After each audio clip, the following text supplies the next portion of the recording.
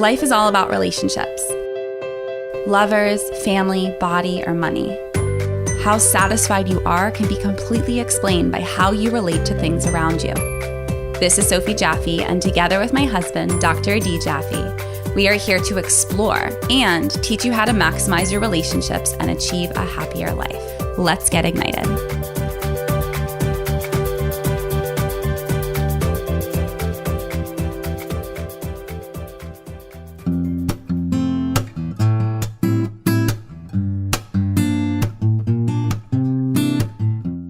Thanks to Chosen Foods for supporting the Ignited podcast.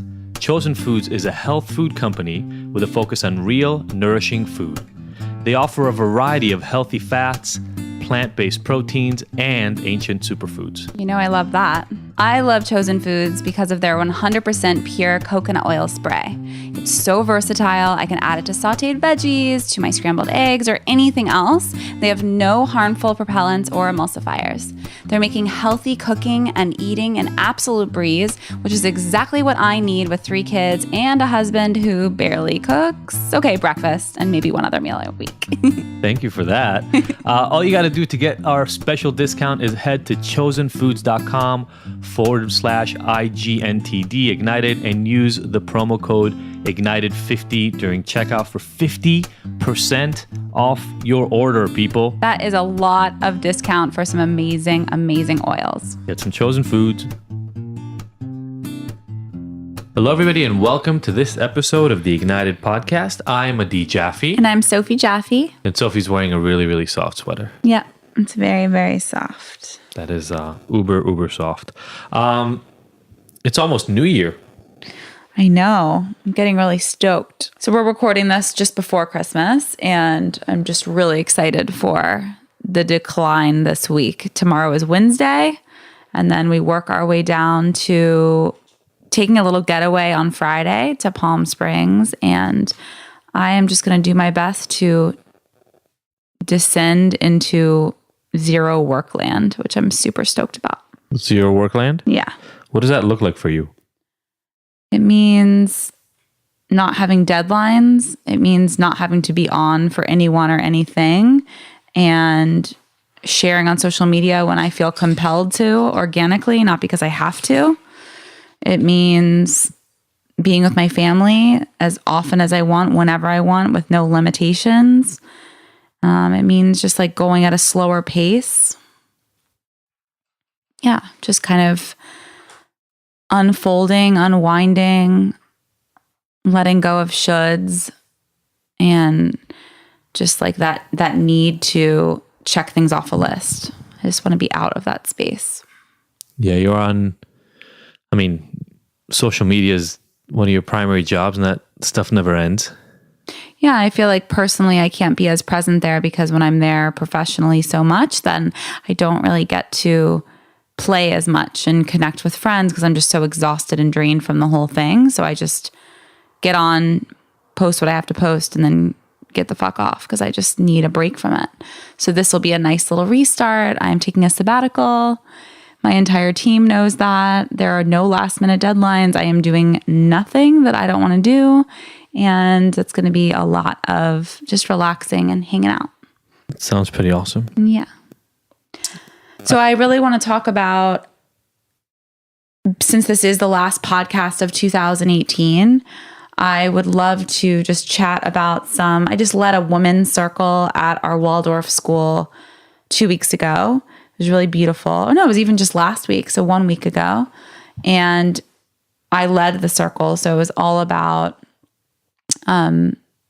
December's theme. And what is December's theme? December's theme is about the cocoon. I was going to get to that. Uh-huh. But it's about the cocoon and going inward, and that contraction energy versus expansion. So we talked about that at the women's circle. And then also I taught a class this week, and it was a really magical class. I'm so glad you could be there. And at my friend's at Yoga Salt in Culver City. It's an amazing little studio full of so much heart and soul from Tamal and Victoria, who are the owners. And they also, if you live near Wilmington in North Carolina, they just opened a new Yoga Salt there, and they moved there. So go check them out if you're looking for some awesome yoga studio vibes in either Culver City in LA or in Wilmington in North Carolina. Ooh. Yeah, so I taught a class this week and led a circle last week, and I just kept coming back to the same theme of December, which is that contraction energy, so that we can then expand into the next best version of who we're meant to be, who we already are in the new year, but without putting pressure on it being January 1st, this new version of who we are. I think it's a ridiculously hyped up expectation that isn't realistic. And it's like New Year's Eve parties. It's New Year's Eve just hyped party. up.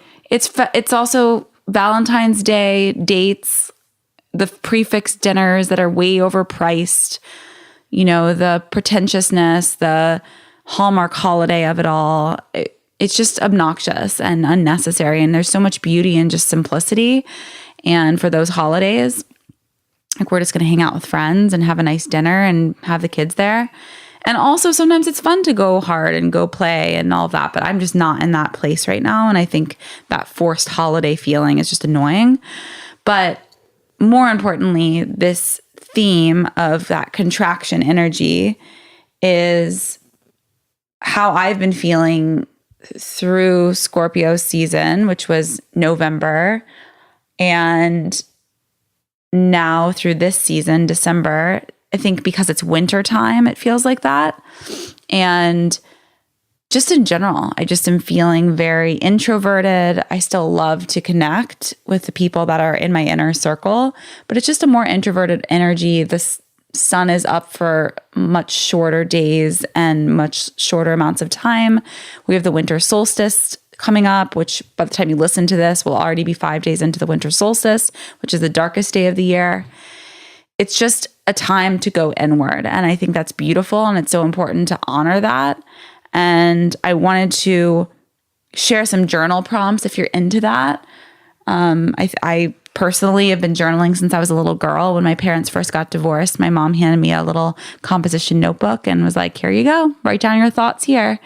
And it was a really profound way to heal and to connect and to hear my own voice and my own thoughts and just get it out, get those feelings out of my body and onto the paper. So if you're driving or not in a place, maybe you're doing dishes or something and you don't have time to do the journaling now, you can always come back to it, or you can pause after each of these prompts and take the time and do it now if you have the luxury of doing that. Hopefully you do around Christmas break. So the first thing I would love for you to think about, maybe it's just think about and not journal. You can journal about it or think about it. What's something that makes you feel grounded? So this could be physical, emotional, spiritual, something that makes you feel grounded. Adi, what's something that makes you feel grounded? Grounded as in calm or grounded as in present? Either, both.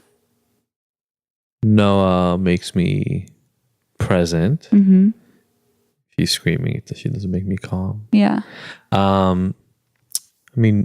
Meditation in my journaling definitely does. So even if it's 5 breaths, that helps a lot. And then movement. Yeah. Movement really grounds me. That's great. So, everyone else? Oh, and putting my feet in the sand. Yeah. Going to the beach and having my feet in the sand. That's a good one. Also releases negative ions, which is really healing for your body. It's what they say. You can also do that by putting your feet in the earth, in the dirt, or in the grass. That's another thing that you could do to help yourself feel grounded. Okay, the next question is, what does the next best version of you feel like or look like? So in this month of December, in that cocoon energy, in that introverted contraction energy, you are gearing up to transform and to become the next best version of who you are. Not on January 1st. This isn't, Princess Land and Cinderella and at midnight something happens. But by the 5th for sure. Yeah. Here's the deal. Just trust your gut, trust your intuition, and trust the timing for yourself There's no rules in any of this. And if you shut out the outside world as much as possible, you'll see that there is no timeline. It's just you. It's when you're ready to shift and change and transform. Yeah, I mean, and also how annoying would it be to limit yourself to, well, I got to wait till the new year to transform, right? You get to transform on the 27th of January or the 1st or both. All of it. You can transform as many times as you want. Yeah, you get to keep evolving and doing this to become better and better, more evolved and more you versions of yourself. Exactly. So the first question again is, what's something that makes you feel grounded?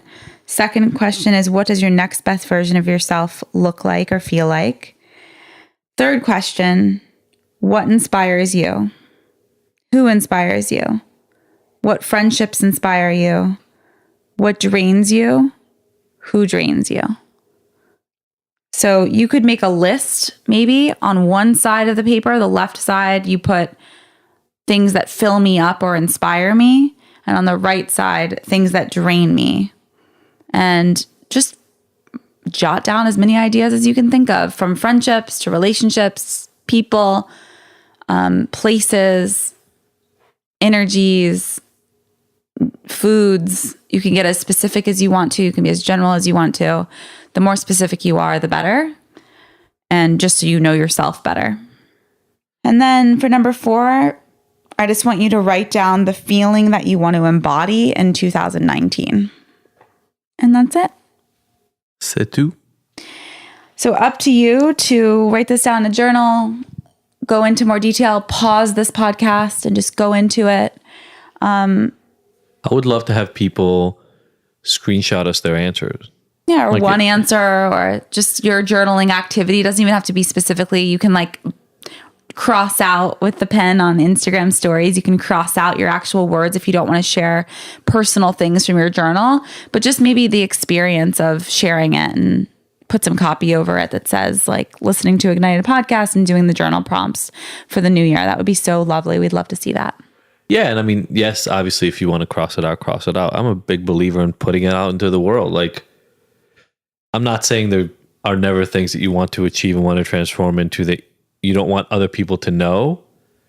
But if that's happening, there are probably some intermediate steps for you, right? Like it's either a huge leap or you're really ashamed of where you are right now, or something is going on in terms of I think there's how you feel. I think there are some things that, like, I don't think some of my friends that drain me need to know that they drain me. Sure. You know, like there's some things in this, or like, you know, it's funny when you said that, I realized I don't have that many relationships anymore like that. Yeah. I used to. I don't either.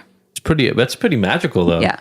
I think Noah was the biggest gift to me, because I got rid of any of those friendships or relationships in my life that drained me. Like she was the biggest cleaning out factor of 2018 for me. Remember, like it was exactly Christmas last year when I was knee deep in being pregnant and just like, oh, hell no. I cannot do that with that person. Yeah. I cannot do that with this person. From family to friends, it was like the most detoxifying, cleansing experience. And I didn't even know it was happening through me. You know, like I wasn't even doing it. Like Noah was just like... Well, yeah, I mean, the whole experience had pushed you so much that it didn't leave space for that. And then when it contracted a little bit and she came out and she was born and the smiles and all that stuff came out, you had the space. You had cleared out the space, I feel like. Yeah, I cleared out the space for her. Yeah. I still don't have space for bullshit, but yeah. No, but I'm saying when we let those sorts of relationships, when we let those sorts of people into our lives, we eat away at not just our own joy, but the stress and the space they take in our heads all the time. Absolutely. It fills up your life. And next thing you know, I was just talking to my clients about this the other day. I was like, next thing you know, half of the things not necessarily half, but a lot of what you end up doing on a day-to-day basis is just to fill in the need for those relationships that don't make you happy anyway. Exactly. We talked about that at the workshop, the yoga class and the workshop. Exactly. You know, it's such a gift to yourself to honor your own worthiness, to only have people around you that build you up, support you, inspire you, etc. I just hope that you can just be committed to clearing committed to clearing right now in this space anything that's not serving your highest good. And give yourself the space and the time to grieve. Give yourself the space and the time to be in this energetic space. It's like a sacred pause. It's like this beautiful, it is a cocoon, but it's an energetic, sacred pause, and you can take as long as you need. And when you're in this space, I encourage you to journal, to go within, to meditate, to rest, to stay in bed as long as you can, as long as you want to. And not in a depressing way, in a way that's filling you up. Oh, like last weekend, remember we spent a whole day. The kids came to bed. We were lounging. We watched movies. It was great. It was really nice. And it wasn't depressing. It was like, no. No, for us, that's permission. Yeah. And for anyone, it should be permission. No, I get it. I'm saying for us, there was no depression around it. It was just like, oh, we're actually going to lounge around and not do anything for one day. Yeah, without guilt. Yeah, that was really nice. So I encourage you to look at the work that you've been avoiding this past year. What work have you been avoiding with yourself, with your relationships, most importantly with yourself? And then all the other things will happen and trickle out. And that will help you more rapidly expand in 2019. I think that's a good mini intro to Amy, who we're going to talk to today here. And man, what I'm going to call it an ordeal because I don't really know another word for it, but the year this woman, a few years, but several years being in it. And she decided, which you'll hear, who the next best version of who she's going to be is. And we got to meet that person. Yeah. Or yes, that, and also open up to change. That's the scariest thing, I feel like, in committing to being your best next person is, you guys know, if you're listening right now and life kind of sucks a little bit and you're just making it, you have to trust.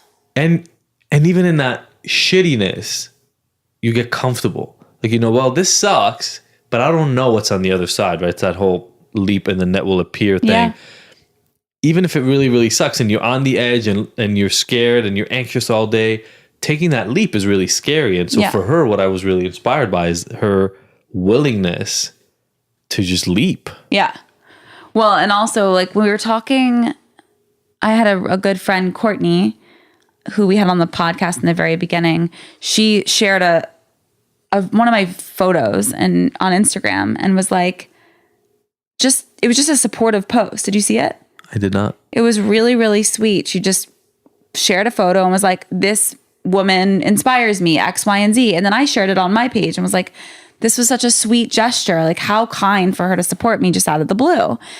And I got a bunch of DMs of people saying, how do you attract friendships like this in your life? And I laughed. It's the same trust and the net will appear kind of thing. Yeah. Leap and the net will appear. You have to focus on that space in between, that risk, and fill that risk with trust.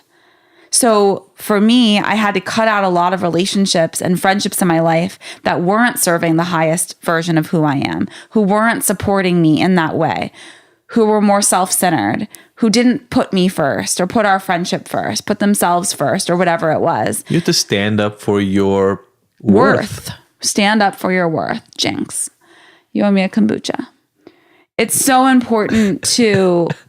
I love that you just pulled that out in the middle of this conversation. We're like deep in self-change and really manifesting your best self. And now, what kind of kombucha do I owe you? Ginger, duh. Okay, perfect. If any brand wants to send that to me, I will gladly share it with my wife. Our address is? Yeah, your worth. The point is, in all these things, cut out what isn't serving you. It sounds crazy and sounds intense and sounds kind of like... It's so funny to me that it sounds crazy. To most people, unless you start doing it and practicing it, and then you realize, oh, cutting out things that don't serve me make me be the best version of who I am. I talked to this guy earlier today, and I think this story will sound really familiar to you, Soph. And his dad and him have had a terrible relationship. I asked him how long this has been going on, like 25 years. He's in his late 30s, 25 years. And so I asked what that looks like. And this guy's in his late 30s now. And the way the conversation started was, well, my dad called me the other day and was having this really inappropriate conversation with me. I was at work and he made me go outside and finish the conversation. I'm like, your dad made you? Like, What? He lives on the other side of the world, and through the phone, he somehow magically made you go outside. I go, what does that even look like? Right. And he goes, well, I told him I don't want to talk about it. And then I told him I'm at work and I can't talk about it right now. And he just wouldn't let me go. And I go, why'd you stay on the phone? And he literally, I mean, you could see in an hour conversation we had, I mean, 40 minutes that we were talking, it was on a live chat. He, especially in conversations with his dad, but I guarantee this goes into every relationship in his life, has not, until today, he didn't understand that he has the right, he has the ability, he has the power to take control of his relationships in his life. He thought he was like mandated somehow. And the reason I immediately thought of you, obviously, is the struggles you had with your mom, your biological mom. Yeah. And I used you as an example because he said, well, what does that look like? And I go, well, you tell him what you need. And then if he doesn't respect it, and he probably will test you the first few times you do this, you say, look, I'm telling you, I don't want to talk about this right now. I don't know if I ever want to talk to you about it again, but if you want to have another conversation, I'm good. But actually, I'm at work right now, so I can't talk. We can talk later. And if he doesn't respect it, you hang up on him. Right. Bye. Because you're a grown he said, adult. well, what does that mean? He's going to call me back. I said, then you don't answer. You're at work. Like, yeah. You're a grown adult and it's your choice. And you could see this kind of dawn on him like, oh, shit. And then he switched to, well, what do I do with my partner? Because you're saying my wife has the same kind of problems. Well, that's partially why you attracted each other, is you both have a really hard time dealing with conflict. And you're going to have to learn together how to do it, because that's going to allow both of you to respect your own relationship and protect it. Because I don't wonder why you struggle in your relationship right now. You have no boundaries. You don't have boundaries with each other. You don't have boundaries with anybody outside your relationship. Why do you expect us Which means nobody can value you or your relationship. Right. Because you haven't shown them that you believe that it has any value. Well, you don't value that in yourself. 100%. If you did, then you would do that. And that's the thing. It's like, it's the best gift you can give yourself. And other people. But just, I think most people are more into themselves. Like, I hear you. That's very generous of you. But I think for the most part, people just want to live in their own little bubble, and they already do live in their own little bubble. And I like mad respect. Like, we're protecting ourselves all the time. Like, it's a beautiful gesture to think about other people. And if you do, wonderful. But for the most part, we live a selfish life, and we want to be with your mom. Yeah. You had to not talk to your mom for about 2 years. Yeah. But not talk to them. When people are listening right now, I need them to understand. You stopped talking to your mother. We did not speak. We had a kid in the middle of that. Yeah. And you were not speaking to her. Yep. And he was flabbergasted by this. And I said, but you know what? They could not talk before. Before they had that break. Yeah. Sophie, she was the only woman that I've ever met that made you cry. Mm-hmm. And it would just happen periodically. You would talk to her and then you'd be bawling. And I'd never seen anybody able to do that to you other than, me when I fuck up royally. And then you took a break and you showed her like, I'm done. And she tried a few times to do the thing that she does, which is like to make her way in this kind of haphazard, indirect way. And you said, I'm not doing this. Mm-hmm. And now, she was over for Thanksgiving and when we were on the East Coast, and it was the best. It was lovely. It was the best it's 4 hours I've ever seen you spend with your mom, ever. Yeah. And it never would have happened if you didn't cut things off. And I didn't feel fake. I was fully present to the moment. I didn't try and make it anything more than it was. I actually didn't feel sad. Previously, I felt sad when I spent time with her. Like my heart being in two different places. Like, I was just present, happy, content. And she left and I felt good about that. And it was like, we had a great time together. Yeah. And those boundaries were only able to be created because I knew my worth and I took care of myself over the last few years and prioritized myself and my children. Yeah. And so I think to kind of bring it back, when you make that decision, initially you might not even know what the right boundaries are. Or you might not know what the right But that's why it's relationships. also really nice to just wipe the slate clean. Just like with a cleanse. And do the journaling and really keep track. Like, wait, when I hang out with this person, I feel less than after. You don't have to do anything. You don't have to respond right away to people. If someone wants to spend time with you or they want to confront an issue and you're not in the place for it, take your fucking sweet time. I took years with my mom. I take months with other people in my life. I take years with other friendships. Like, I'm not a person that's very patient typically. So it takes a lot of discipline to do that. But now I'm so much more grateful and appreciative of the relationships in my life because I work so hard to show up and be present and real to them instead of just respond and react really quickly in the way that I think that I should so that they'll like me or so that I'm nice or whatever it is. Yeah. So food for thought. We just wanted to share this with you being the last episode of 2018. Yeah. We're so excited. This was a long intro, but again, it's the last episode. Linger in it. Take your time listening to this. You can pause it, take moments to journal, come back to it, come back to the interview section and just, take this time to just love on yourself. Yeah. And this is right after Christmas for you, right before the new year. Allow this gap. I mean, the whole world is on pause. Totally. I forgot to do this earlier, so I'm going to do it now. Our listener of the week. I love this share, actually. So Adi's sharing this from the iTunes like area, the podcast, just among the subscribers. Please subscribe if you aren't already. Leave a 5-star review if you think so, and please write a review, which is what he's about to read. Yeah, we loved. So this is from Stage Diving Dalai Lama. Love the username. And it's titled, A 20-Year-Old Listener. I am a child of an alcoholic single mother, along with some sexual and emotional abuse from lovers. I've been on this journey of reclaiming my inner child and feeling comfortable in my own skin for a while now. Wow, how appropriate for today's talk. May I just say how thankful I am to both of you for so much light and guidance through all aspects of these conversations. Thank you.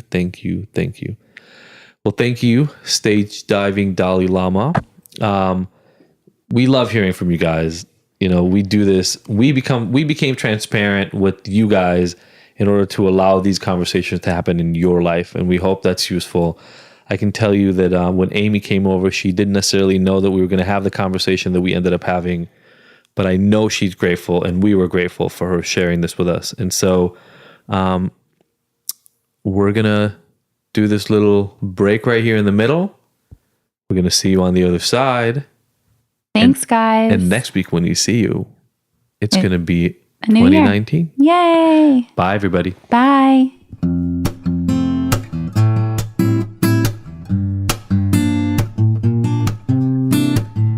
This episode of the Ignited podcast is brought to you by Philosophy Superfoods.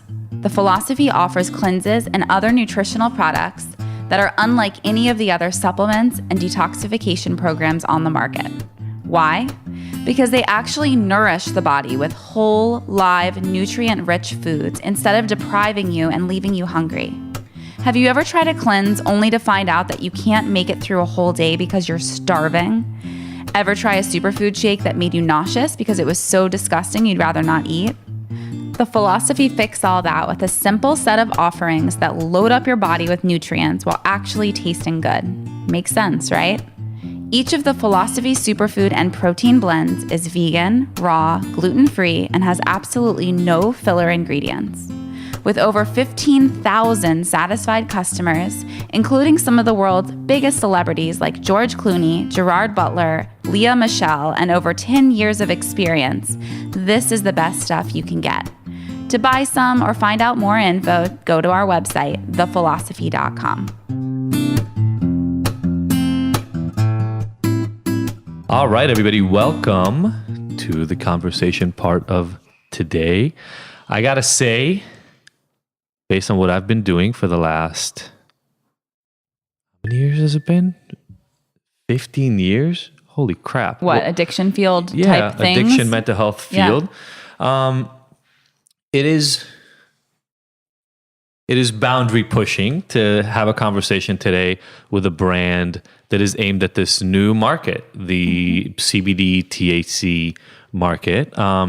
For those of you who are not aware, California has recently become one of the states that has allowed legal recreational use of marijuana for people of age.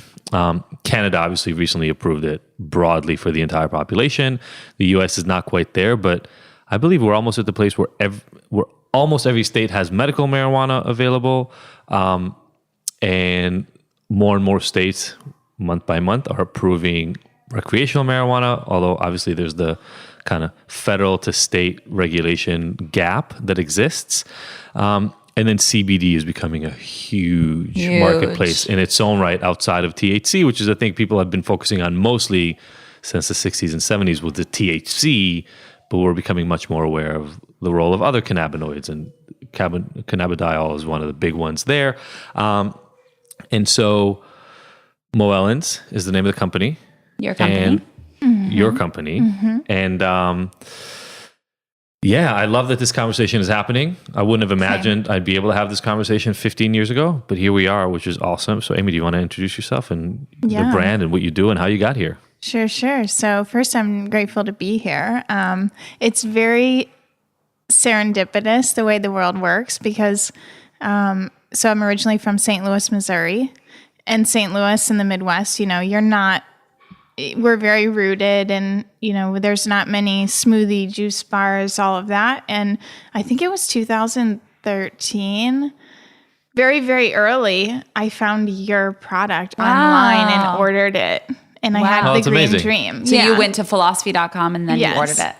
I had no idea how you found it. How I found it. I mean, social media back then wasn't what it was, what it is now. Yeah, so. I was definitely on Instagram from the beginning, and part of what I saw was an opening to share about philosophy, because at that point I moved into products and I was like, how am I going to get the word out? I can't afford advertising. Okay, I'm going to use this medium. And I remember my dad being like, that's not the way you're supposed to. He's a photographer. He's like, Instagram isn't for that. And I'm like, fuck you. I'm doing what I see works, and it works. You were so early. Yeah. I mean, maybe that's why I did hear about you, because you were there weren't a lot. Making it wasn't a wave. And it wasn't overly saturated. Like, I was one of the first superfood companies out there. And also, it wasn't overly saturated. Yeah. I mean, I felt really cool having your product. Am I doing this right, by the way, listeners? I'm taking all her products and lathering it all over my body. She just gave me her Mowellens One for All topical CBD wellness oil. So I just put it in my hands, and then can I put it anywhere? Anywhere. Okay. So we get that question often, actually. And my mom is so I'm originally from St. Louis, and my parents are very traditional. Dad's an electrical engineer, mom's a principal, both retired now.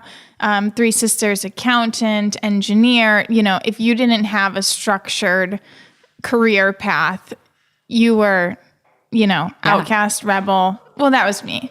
So I started. I originally always wanted to be in healthcare. Yeah. I love being in hospitals and love just helping people. My mom just instilled this very kind heart. And then my dad, very driven work ethic, very thick skin, a lot of strength, So being from St. Louis, I actually, in 2007, I met my husband, or my boyfriend at the time, and he was a professional baseball player for the St. Louis Cardinals, had won a World Series in 2006, and I was working 2 jobs, going to school, and basically, had a lot of dreams and aspirations for myself. And when I met him, it did throw me off a little bit. I didn't give up everything. I still knew that graduating college was important to me. So anyway, in 2009, I graduated and basically traveled around the country with him on what we called the Summer of Love tour. And, love it. Yeah. And so in 2010, then his career ended, and I had the opportunity to really execute on my career path and my dreams. And so I started my career in medical device sales. Well, I started my career in business-to-business sales, just copiers and printers, made $27,900 my first year as a base salary. Rolling in it. Just bringing in the money. It was so much money. And it was really hard because my boyfriend at the time was, professional baseball player. And when when his career ended, actually, it was very, very hard on our relationship. We had a wedding planned. He called off the wedding. Oh, wow. I came back to St. Louis, and I remember talking to my girlfriend, and I said, Sarah, this position's $27,900 base. And she said, Amy, you have to start somewhere. And so I took the role, and I ended up doing very well that year. And that was my first, you can do it moment where I started to really believe in what I could accomplish. That's awesome. So from there, I was recruited into medical device sales, and I was basically covering 7 states in the Midwest. And then a year after we put the wedding back on, a year after we were married, my husband was diagnosed with a brain tumor. And a year prior to that, his mother had a brain tumor, and both were glioblastomas. So we were diving into genetics and, what the family tie was. And so he would get MRIs every 6 weeks and did chemo radiation, had a craniotomy to remove it. And then there was a break where he was clean for a year.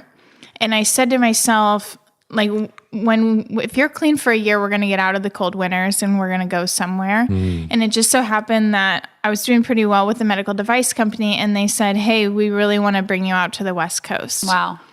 And Isn't that funny when you say something out loud, that it just, the world just opens up, the universe, whatever you want to call it, you put that intention out there and you say it out loud, and everything conspires to make that happen for you. 100%. And I think there was so much what you would consider chaos going on with managing the work and the brain tumor. And the company wanted me to interview for the position. And I remember just thinking, I don't need to talk to my husband about this. I just need to continue interviewing and see if this is meant to be. And if it happens, it happens. Yeah. So I kind of rode that path in parallel, knowing if it was meant to happen, it would. Yeah. And then we hit a year. They offered me the position. They said that we'd move out. And I said, decisions aren't big decisions for me. Nothing is a big decision. Yeah. I kind of let it go. Yeah. And then intuition downloads, and I'm like, that's it. Black or white, that's the decision, you know? So, and also knowing, I think also for me, because I think that's hard for people to even imagine, because they're so indecisive, and I'm the exact same way, because to me, I feel like you're not tied into anything forever. Absolutely. If you are presented with an opportunity and you take it, and you change your mind 6 months later, so be it. It's not necessarily I just openly trust everything and it's black and white and it's just super clear and easy for me. What's easy about it is knowing that I have the freedom to change my mind at any moment. So why not take an opportunity when it's presented to you? We live in the times where it's not like you take an opportunity to get this job and then you're tied into it for the rest of your life. It's just not the way it works anymore. It's fast paced. People I don't even know what the average is now, but a couple years ago, it was every 5 years, people were changing their career. 20 years ago, that was not the case. You were tied in for a lifetime. Yeah. We just live in a different world now. So for someone who's maybe more logical and less whimsical we are, I think it's more freedom inducing if you just think of it as I can do whatever I want to do. I'm going to take this opportunity because it's presenting itself right now. And if it ends up being wonderful, so be it. And if it ends up being difficult or challenging or not the right fit, I'll do something else. And I believe in myself enough to do that. Yeah. I agree. And I think we set these goals at a very young age, trying to figure out what our life and what the vision for our life is going to look like. And then we stick to that. Yep. And we're so tied to that. And that's the story deep in our learning. Yeah. And then to continue to ask yourself and to recenter along the course of your life and say, is that what I really want today? Yeah. And being okay with that. Right. Our stories change. My kids, when I ask them what they want to do, they have a list of 10 things. Kai's I want to work at Trader Joe's. I want to work at the farmer's market. I want to be a chef. I want to be an astronaut. Great. You can be all those things. He's for sure going to be a research astronaut doctor who is also a soldier. And, that's Leo. Leo wants to be a soldier. Let's be straight. Well, he's a complete innovator then, because he's just making up a combination of titles. And an inventor. He wants to be an inventor. Remember when he graduated kindergarten, he has a little plaque upstairs and it says, "What do you want to be?" And he's wearing his cap and gown, and it says on the plaque that he's holding, "Superfood Professor." Because I was a professor and Sophie makes superfoods. Isn't that adorable? Yeah, so cute. Ridiculous. Anyway. So I ended up coming out to the West Coast, finally made it to California, beautiful California. Yay. And I stayed with that company for a year. The medical device built a $15 million book of business in a year. And then a genetics laboratory moved over to run a genetics laboratory. So sales and marketing is my background, main focus. And then so 180 distributors roughly throughout the country, managed them, launched 4 new product lines, really started diving into next generation sequencing, like hereditary cancer, pharmacogenetics, non-invasive prenatal testing. Did you feel like you were driven by what was going on with your husband and Absolutely. his mom? Yeah. Yeah. And when I first came to the lab, they had very scientific marketing and messaging. And I said, let's bring some human elements into this. So because you saw the people struggling on the other side. You know who they're actually going after. I started seeing the business of healthcare from the business side, from a caregiver's side, and from a patient. Yeah. And seeing that well-rounded view of the industry really started my transition into wellness and my belief that self-care is the greatest form of healthcare. I love that you came from such a, you said your family was so, I'm going to use the term, I don't mean it exactly, but square, right? Like dad was an engineer, like that, the stereotypical way that things are supposed to go. And then in the stereotypical way, you move out to California. Right. And you go from like full-on medical device sales to large corporations to wellness. Yeah. So I know it just got more and more like less and less structured. There's a lot of structure behind the scenes, but we're very free-flowing in wellness, and this belief of balance and all-encompassing, health. So, it's crazy, the journey. So you're doing genetics. So I'm doing genetics. And in the summer of 2016, the CEO came to me and said, hey, why don't we look at becoming a cannabis testing laboratory and developing a cannabis service line? So really started diving into validation, methodology, protocols around residual solvents and microbials and pesticides and heavy metals and cannabinoids and terpenes, and how do we figure out how to test for clean, pure products. And so that became a big passion of mine. And my husband going through what he was going through, he had been clean then for 4 years. So we were we were in a good place. And then we were in a good place until we weren't. In October of that year, after researching all summer, in October of 2016, the brain tumor returned. And so when that happened, it was the second time my life had been really turned upside down out of my control. And I was doing very well at the lab, and I said to myself, you know what? This is the moment where you can either take your knowledge and pour it into the lab, or you can take your knowledge and walk away and see if the wings you've been growing can fly. And so I walked away, and that again was not a big decision for me. Everything felt right. To my husband, who is a Taurus, that was very against his grain, and he questioned it. What are you doing? But I knew it was right for me. Yeah. Wow. When it came back, I'm assuming your husband at the time was getting tested regularly and getting MRIs just regularly performed to make sure that if there was a return. So did they catch it nice and early? They did, and then he started the same chemo that he had taken for a year at the first occurrence, and it failed within 4 months. So then it was really, come February, it was figuring out how do we tackle this again. Yeah. Wow.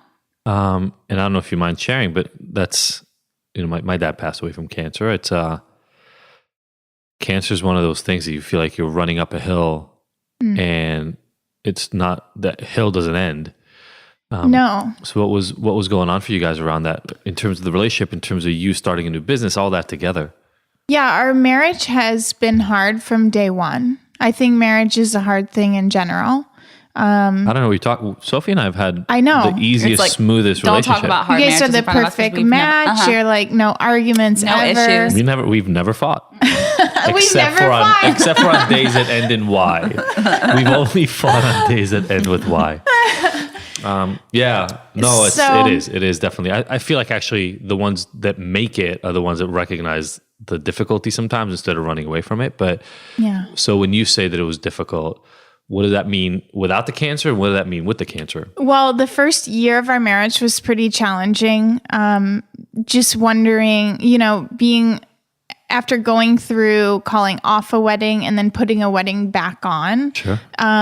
There was a lot of, I think, internal struggle going on. For you or for both of you? I think both of us. His career was ending. I was starting my career. So it was kind of downward trajectory meets rising career. And I think that was the dynamic of that was hard to deal with. In terms of like gender roles and kind of stereotypically what he thought he was supposed to be able to provide in the relationship and all that kind of stuff. Absolutely. And his father has been in baseball for 44 years. And so his mom didn't work, and amazing woman, like the life of the room. And it's just always been that culture in the family. And I have this drive that is like a caged animal in that environment. Isn't it amazing? I mean, it's amazing how much of our past we bring with us, even if we don't identify it, even if we don't want it to be that way, even if we looked at our parents and said, I'm never going to be like that. It's such a thread that runs across everybody's life. We were just talking about this on the run this morning. And then we find ourselves back there going, oh shit, I'm playing out what my parents did. Damn. And when that recognition starts coming, we can start doing some of the work to change, repair, address that, whatever we want. But he was living out the life that he had grown up around. And here he is with a woman that wants to make something of herself, wants to start a business or have a solid career. And that he's wasn't struggling. there. He's Absolutely. struggling. Like, never mind the career stuff. Like, he's in the place of probably fear and like, now what are we doing again? We're here again. A lot of lost energetic vibes. Yeah. And here I had started to develop a voice and an identity and a purpose, and started to really dive into who I was. I had felt like I had lost myself for a couple years, and then, just the challenges of the initial marriage, and then a brain tumor starts laying over that. And then the brain tumor was basically a very trapped feeling for us. At first it was, let's have kids, let's rush to have kids. And then we took a breather and we said, that's not the best thing for us. And then it was, we're going to make the best of this. Like, we can do nothing about it, in a sense, eat healthy and things like that, but live our lives. Yeah, we're not going to live in fear and we're going to live in between those 6-week MRIs, the best life that we possibly can. Oh my God, that narrows things down so much. Just being able to say, we know what's happening now and we know what's happening in 6 weeks. What are we doing between those 6 weeks to live our best lives? Yeah. Does that almost, it sounds, maybe this feels like a weird question to ask, but I'm going to ask it anyway because it's in my head. Did that almost make it easier to know what to focus on because you only had these moments? Like you knew in 6 weeks you're going to have to reevaluate and remake a decision. So based on what you know right now, just go all out? Yeah, I think that I was very spiritual in this process. I grew up having very strong faith in my family and, having that as a very strong foundation for us. And he didn't really have that as a foundation. And so when you're not doing the self-work. Yes, it made it easier in a sense that we let it go. I let it go, but I also wasn't the one dealing with it personally. Sure. So it perhaps was easier for me to forget about it and to continue to look forward in my life with what do I want to do, you know? Right. Whereas he had a tumor in his head. Yeah, I mean, he literally had a tumor growing in his head. And did it change him cognitively? Did he have to, like he was struggling because of where it was? He had seizures. And after he retired from radio, from baseball, he moved into work for ESPN radio. Okay. So he ran a sports talk radio show from our house, and it aired back in St. Louis on 101 ESPN. And he did that, although he would have seizures occasionally. And when he had seizures, they would lock up his speech, so he couldn't talk. Insane. Mm-hmm. Oh, that's got to be so hard. So now he is on an immunotherapy every 3 weeks and another medication as well. And he still gets MRIs every 6 weeks. 2 of them in a row have been clean after starting this new treatment. Wow. But he has trouble speaking now, consistently trouble speaking. The tumor was on the left somewhere? Yeah, left temporal. Yeah. Yeah, deep inoperable now, and deep in the insula cortex. Yeah, so if they go after it, then he would lose speech probably. Yeah, just too risky and too hard to peel back the lobes and get in there. Wow. Yeah. Holy crap! You guys have been through a lot. Yeah, we've been through a lot, and it's. Starting the company, so it took me 11 months to build the company and launch it. And we launched in March. And a lot of resentment and pain has been a part of our relationship for a long time. Yeah. Makes complete sense. Because he can't do anything. So he's living between these moments. And even though you're his wife and he loves you and all that, it probably is like this constant reminder of the things that he can't do. Absolutely. It puts even more pressure on the relationship. Yeah, and so many times just being told that he feels like he's living my life, and then you're convincing someone that you do love them for years. And just got to be it's draining. Painful. Yeah, painful. It's so many emotions, you know? Yeah.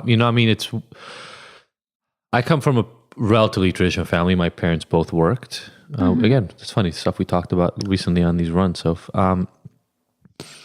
and in our relationship, I was the one kind of providing. When we first met, I worked like 5 jobs, and I was the one providing most of the income. But it's flipped this last year.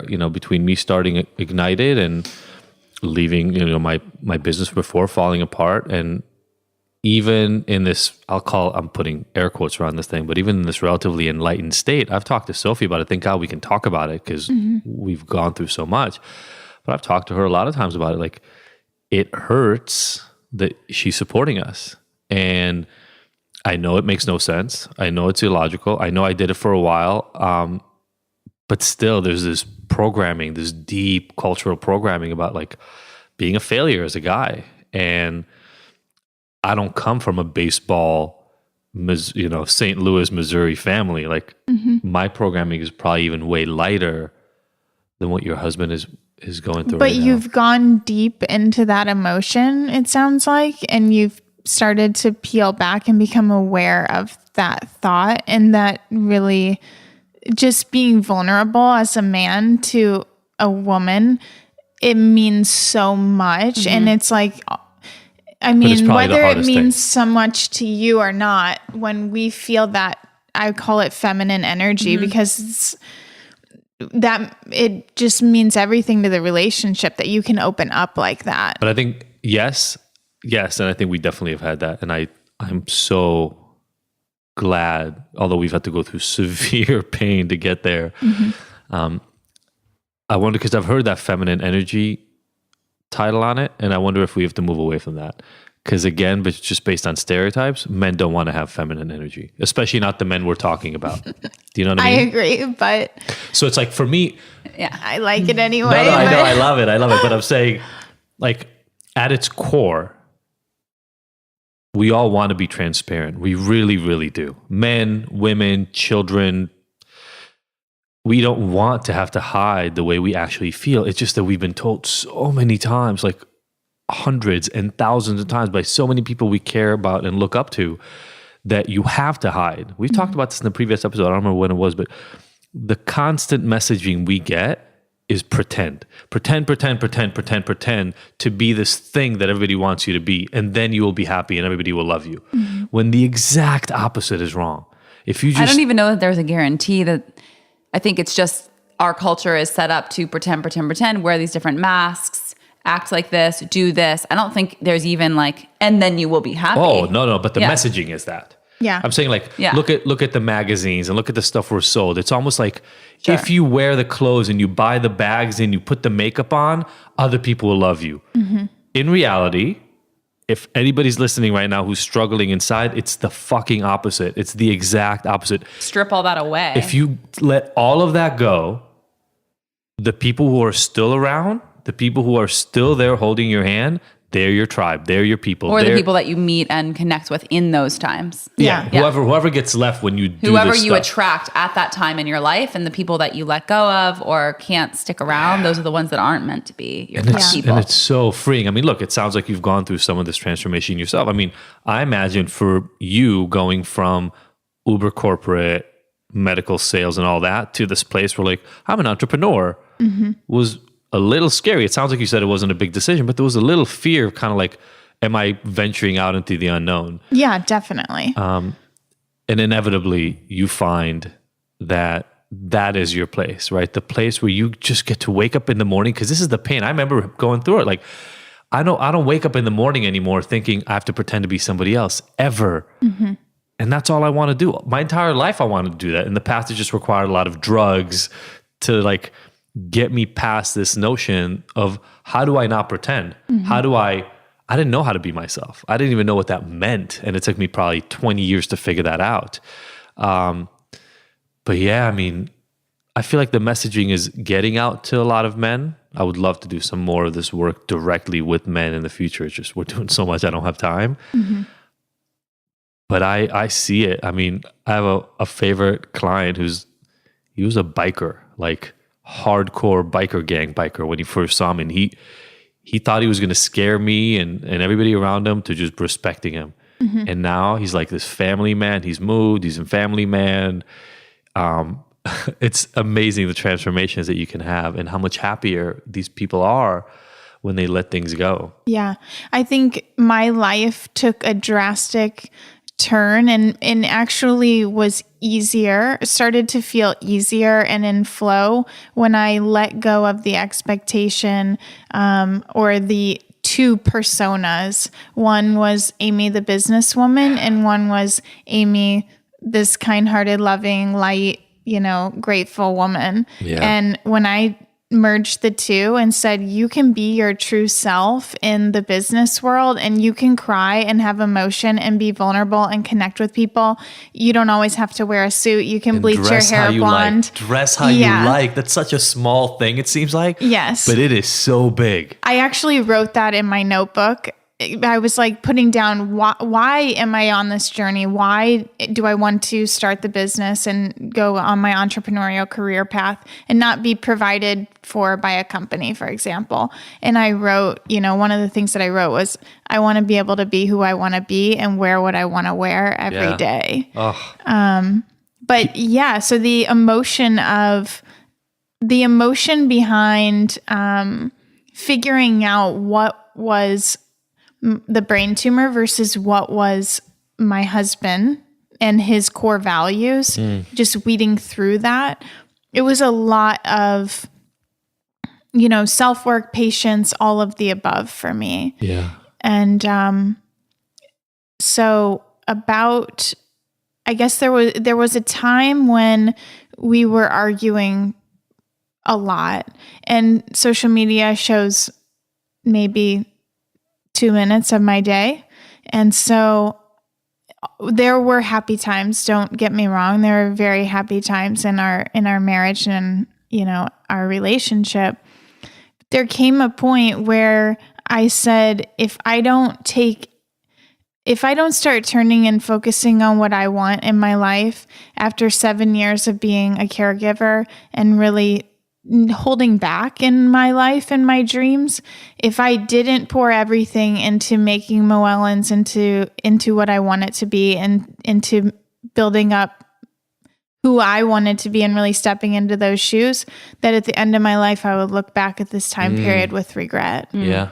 And so I knew that I couldn't be beaten down. I couldn't be, if you give me this much kindness, I can take care of someone forever. But when it started to become resentment and pain, I said, I'm not sure how I can do this and be my best self. Good for you. That's huge. It's so huge. I did let go of everything. I did. I asked, we have had the most difficult conversations. At 33, you never think that you're going to be sitting across the table with someone that you have had a relationship with and that you love and talking about death and letting go and, what that feels like. And we've had the most amazing, authentic conversations around that. And those times have changed who I am. They've changed how I live my life. They've changed how I treat every minute of my day and how I treat every person that I interact with. And so, am I grateful for a brain tumor? No. But in a sense, I'm grateful for the person that I've become because of it. What a perspective. So, wow. So, we were going through this cycle of, arguments and then moving and finding a new location to live, because that's the life of baseball, is you just keep moving every 2 years, because you're like, we need something newer. And so we were arguing and moving, and I found a place in Laguna, and we had a few conversations, and I said, do you feel trapped? And he said, I do. And before the tumor had come back, he had said many times, like, I feel like I'm living your life. And he loves Arizona, which is where he's from. And he loves the community of friends that he has there from high school. And so that conversation was in the picture way before this big pain started to come. And so I had the conversation with him again. I said, do you feel trapped? And he said, I do. And he said, I want to be in Arizona. And I said, we can't continue to live with the fear of this returning, of death, of whatever you want to call it. So we need to see if freedom for both of us is the love that is, works for us. Yeah. And so we sold the house in Laguna Niguel, and he moved to Arizona, and I moved to West Hollywood, and I gave away my dogs that I had for 10 years. And I gave away all the furniture that I'd purchased with the hard-earned money. And I basically let go of everything and stripped away all of the pain and emotion and energy that was in that house and that was in that time of my life. Wow. Yeah. Did you separate? Nothing is official. Like we don't really care about that. It's just that we're not going to live with a label. And, When did this was in March? No, this was pretty recent. So this was, started really in September. Wow. Yeah. Thank you for sharing with us. Yeah. How beautiful for you to both be able to come to this place of like freeing each other. Yeah, you both felt stuck. We both felt stuck. Yeah. And no one will understand unless they're in my shoes. Yeah. I don't. And people. There are no fucking rules. If you're listening right now and you think there's only one way to have a relationship, then wake the fuck up. It's never been true. it's like this, we keep saying it on here, but it's a lie that's been propagated for all of us, that there's like this fairy tale version. Nobody lives that version. There's not a single human you know who actually lives that version. They might just be really good at pretending like that for you when they're in front of you. We all have pain. We all have struggle. To have the wherewithal and the confidence in who you are as a human, and for him to know and be able to connect to what he really needs is huge. Again, like I was saying before, I think that's a relationship that wins. It's like it sounds like both of you were able to relieve a good amount of pain that you were experiencing regularly. And honestly, for your relationship, that's the only way that it moves forward at all. Right. You can't. I mean, you only live one time. Right. So this is it. If we're going to argue and we're going to feel trapped and we're just doing it because we both have a ring on our finger, that is not the right path. No. And so when we were able to I've explained this to a few other people that are pretty close to me, and they said, I have never heard, like I've had other friends who have gone through similar situations, and the amount of respect and maturity that you've handled this with is incredible. Yeah. You're doing it for the best versions of each of you, so you can each live this one life with grace and love and showing up the best you can. And you weren't. And so you're honoring that for both of you. You're not spiting each other. You're literally giving each other what the other person needs. Yeah. Which is the point, right? That's what love is. So that's in September, and that's when that started. Have you found that you've now been able to better focus on this stuff, the supposed reason we met in the first place, about this? We've gone off on a long detour, but it's company we do. No, absolutely.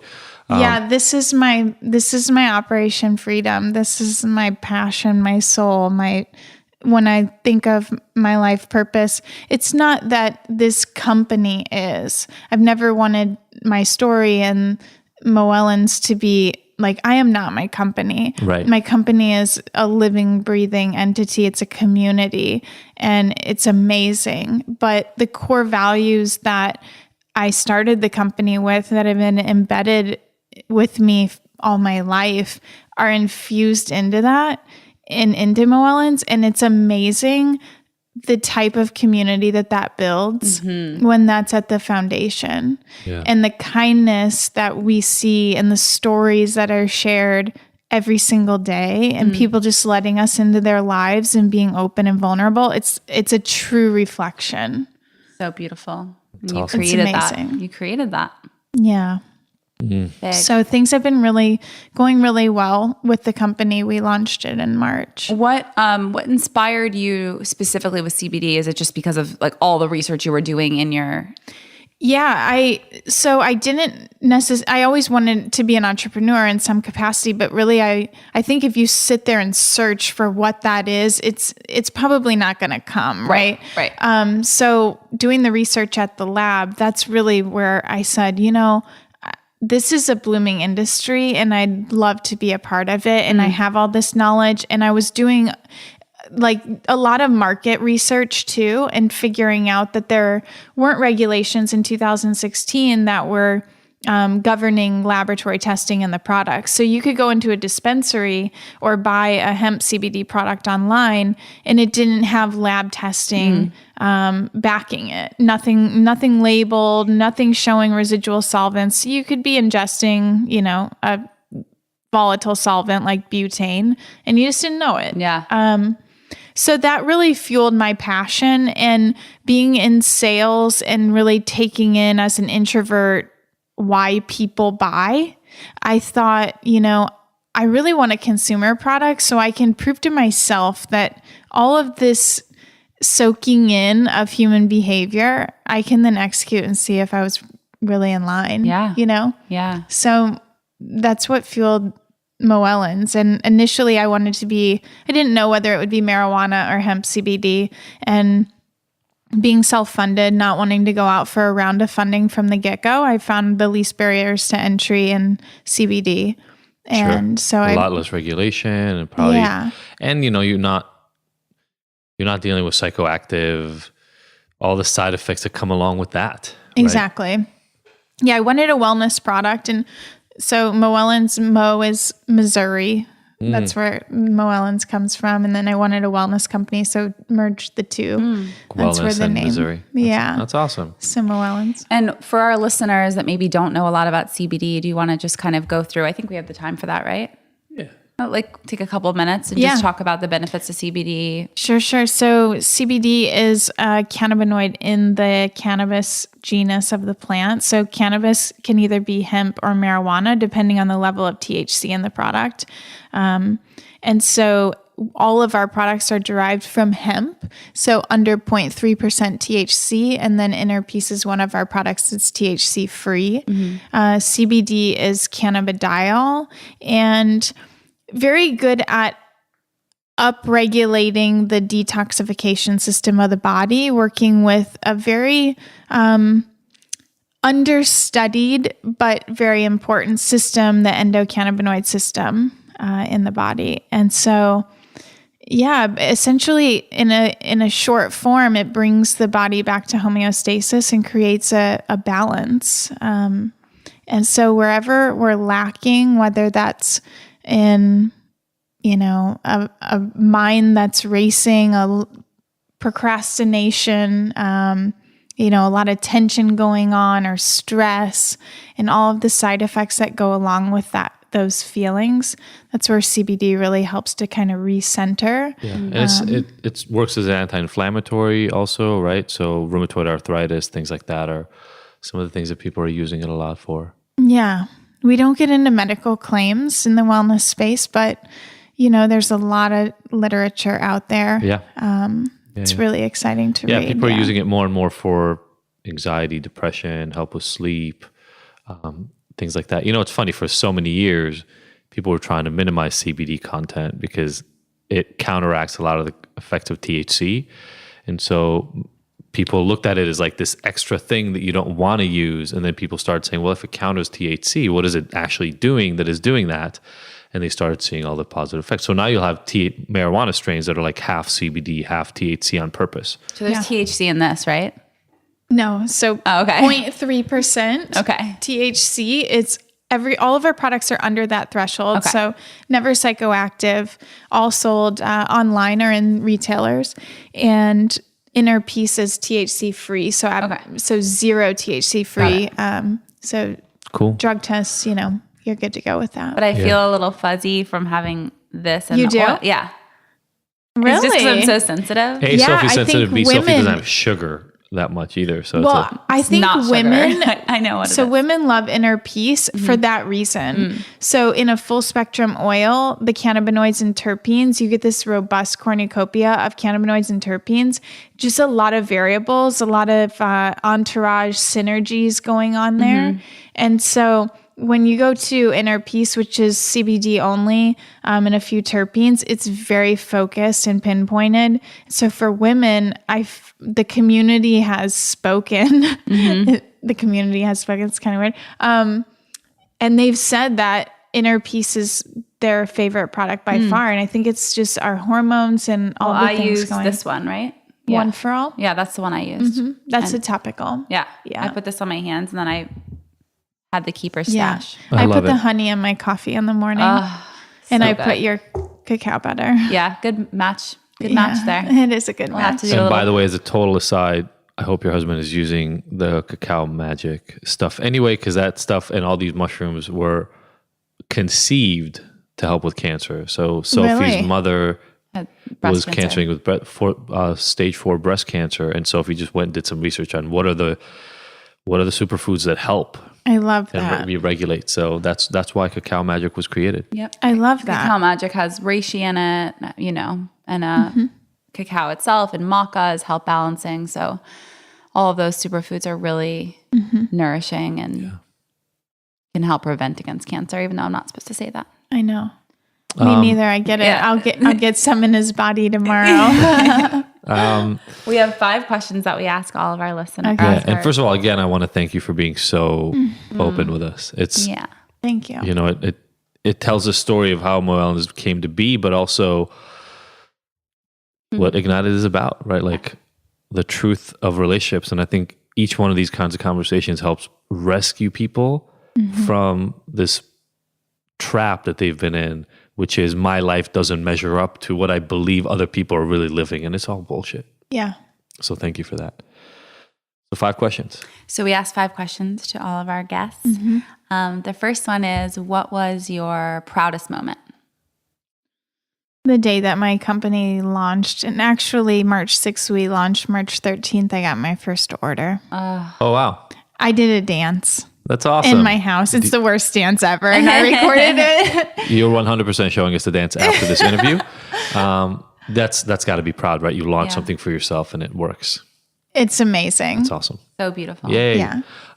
What is the best advice you've ever received? That's a really good question.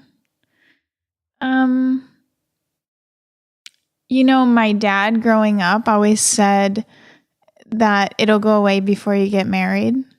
Oh my God. My family said that too. I just remembered it. I swear to God. That's the weirdest statement, but why? I don't even know what that means. Oh my God. Literally It's in just Hebrew, mean- babe. זה יעבור עד שתתחתן. Like it'll pass by the time you get married. Holy crap. I didn't even remember that until this second. No one says that. And people say, well, why do you say that? It doesn't make sense, just like you said.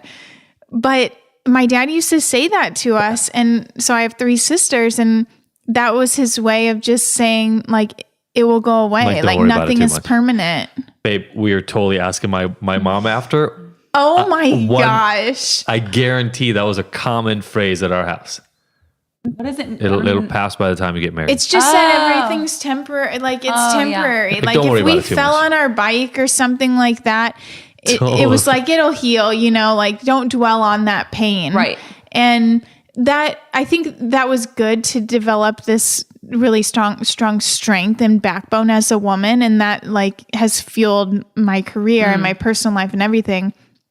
But that also, I think, more so covered up emotions. It was a learning that also covered up emotions. So, as I grow and evolve, I learned that is a great backbone, but also to tap in and go deep into, emotions and not necessarily cover things. Not dismiss it. Right. Just know that you can get through anything. And Right. also part of getting through things sometimes is digging deep and going to those parts of yourself so that you can properly heal. You want to properly process things, but sometimes you just need to get up off your bike and go. Speaking of difficulties, to flip Sophie's question, what has been your most difficult moment to date? How do I pick? Yeah, I think that when we went in on a Sunday for the MRI, and we were hoping to rule out everything. And we were hoping to rule out the brain tumor. And then when we saw it on the MRI, that's probably my most difficult moment. I can't imagine. Can't even imagine someone that you love that much and like your life being so wrapped up into his. And yeah, just turning the corner. And well, first they told us it would last like maybe 25 minutes. And then when it turned into like an hour and 15 minutes, I was like, something's not The right MRI. here. Yeah. And then they came and got me when I came around the corner. He was just pacing the hall and he said they found something. And his mom had already had one. So we knew what to rule out, so we knew that it was that. Yeah. Changed our lives Yeah. in an instant. damn. This is heavy. Yeah. It's real deal stuff. I just feel bad asking normal questions after But in the face But of it this, right? matters. You're It going through matters. all of this. This is happening in your life. What does your self-care look like, especially in the face of all these things? How do you take care of yourself on a daily basis to make sure you're okay? Yeah, my best practice and habit is one that I've been doing for a year now. And I wake up every day and write 3 things that I'm grateful for. And I do it every day. And whether it's the bird chirping outside my window, or whether it's a feeling of love or a friend, or I use it as something to perhaps manifest or an affirmation that maybe I'm feeling a little area of lack of confidence or restlessness. And I use that to kind of shift that mental behavior. It's all perspective. And if you start your day that way. Do you know what the 5-minute journal is?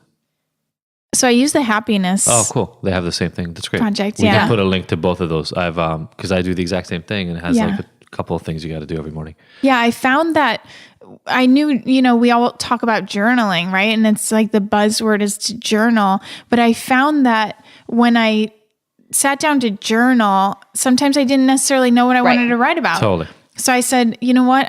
My mom had bought me one of these little notebooks that's like, 4x4. And I'm like, what am I going to use this for? So I started January 1. I'm like, you know what? I'm going to write down, I think the first thing I wrote was a beautiful body and mind. And then like a new year, new you. And I just started every day writing 3 things. And then it became a habit. And then I finally got the happiness project journal just so that I could see over the course of 5 years, I could see that behavior, the thoughts evolve. Oh, that's cool. Yeah. Yeah. I love it. Beautiful. And then our last question, this is called Ignited. And it's obviously we've talked about this a lot on this episode, but what ignites you?